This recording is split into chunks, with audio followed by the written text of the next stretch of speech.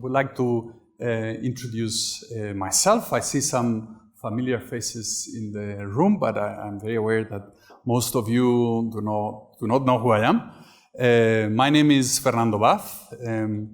You may have noticed by my accent that I am from the north, very north of Limpopo, like 8,000 kilometers north from a town called Madrid in Spain. I've been in South Africa for 13 years. I haven't lost my accent, but that doesn't mean that I've not been here for quite some time. And so I'm part-time faculty here at GIBS for strategy execution.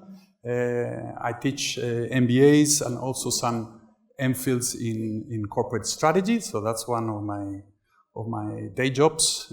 My other day job is founder of Stratex. No, if you allow me 30 seconds of advertising. We are a kind of boutique strategy consulting firm. We do basically strategy definition, but we specialize in strategy execution. We've been, operating in the region since 2011, so already for a few years. And we are the only kind of strategy consulting company that is specialized in strategy execution.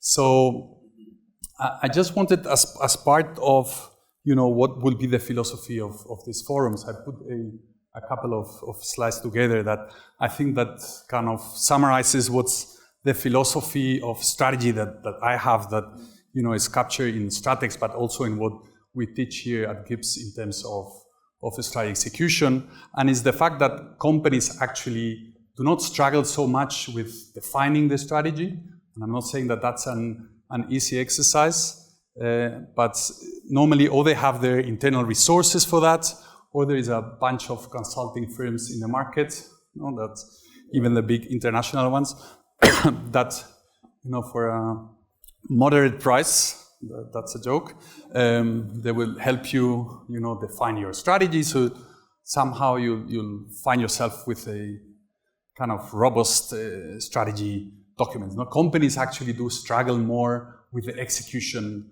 of the strategy. That's where the challenge is, and that's a bit my philosophy when it comes to the strategy that I was saying is reflected in what do we do and Stratex, and we also teach here at GIBS.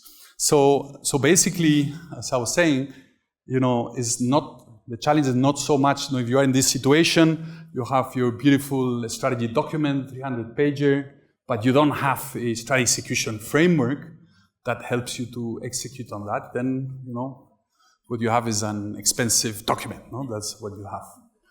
And by me making emphasis on strategy execution, I'm not saying that the opposite is any better. I like calling this one acceleration to death. So this is the wrong strategy, very well executed. This is like doing like this and running towards the cliff, until you fall out. Right? So what you're looking for is kind of a balance between, let's say, a strategy definition that is at least good enough, right, and a solid strategy execution that help you to get, solid results in terms of your execution, right? So because I'm a consultant and I also teach, I can very easily end up in, death by a PowerPoint. So I was gonna tell you that this comes from Altron and Kaplan and some other stuff, that I had prepared, but a few minutes before I thought that maybe it was better to tell you a story that maybe summarizes, what's the philosophy of this strategy execution. So it's actually a story of two friends of mine. This is actually a real story. The first one, his name is Peter. So Peter, I think we all know a Peter in our lives. Peter is the typical executioner, high achiever kind of person. He wakes up early in the morning, he thinks about life and challenges, and then one day he'll kind of wake up saying, I want to climb Mount Kilimanjaro.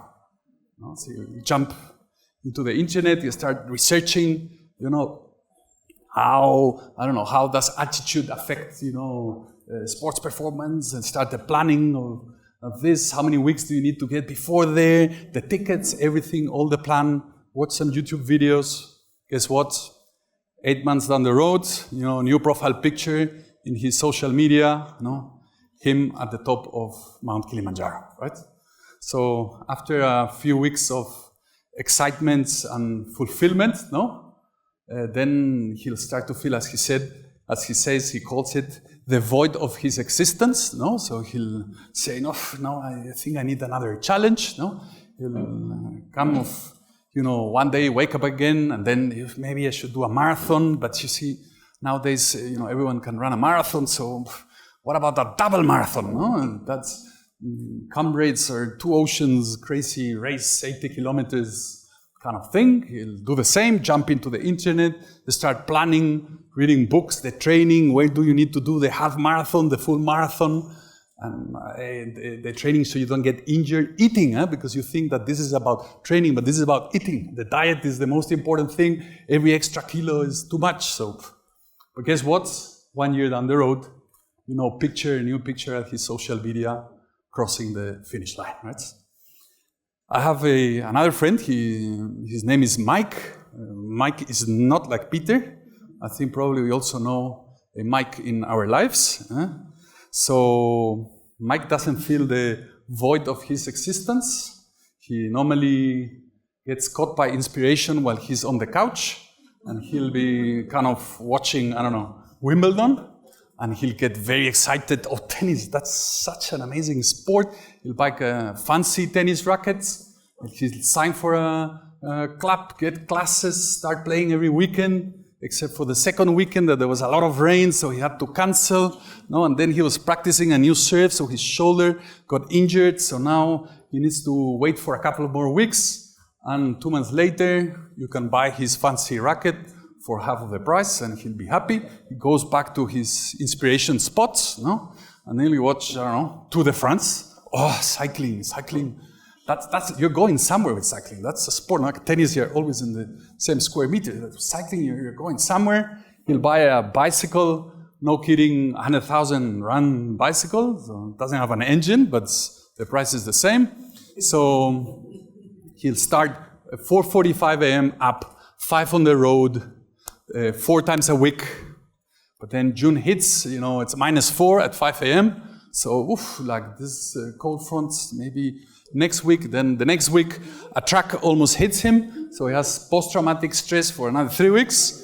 And then 3 months later, you can buy his fancy bike for 50K, and he'll be happy. So I was once organizing kind of some social beers on Friday after work. And I called Mike to say, do you want to join us for a beer? And he said, I would love, but Fridays I go to the gym, which was always a bit of a joke. With my friends literally betting how many weeks until he quits, gym and starts kind of joining our Fridays. Guess what? 2 weeks later, not joining. 2 months later, still not joining. 3 months later, he gets a call from me saying, what's her name? Does she work at the gym? No, because... So I said, no, there's nothing to do with that. It's not, you know me. So this is the merit of the gym, it's not me.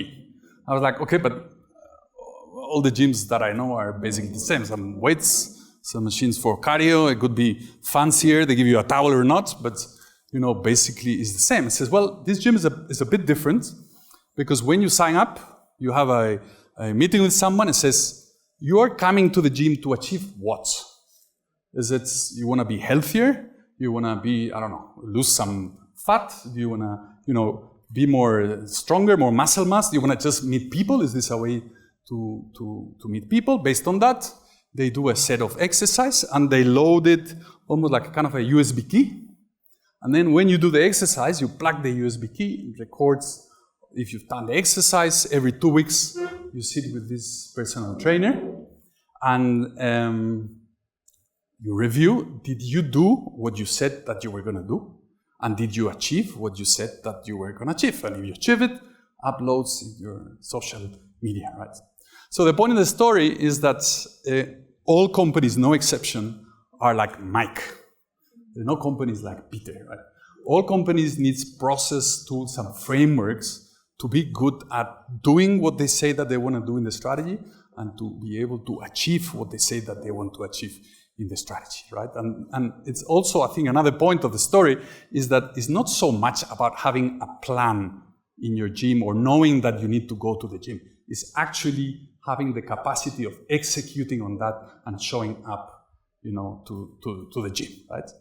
So basically, those tools and processes that we are referring are basically the ones here. I'm not going to go through these ones, but basically your strategy definition, your ability to translate that into especially the strategy map, the strategic scorecard portfolio, of initiatives, how you cascade that into the different departments, how do you create monitoring dynamics in the organization. All of these strategy forums that we will be having during the year will be with topics related with challenges in the definition and challenges in the execution.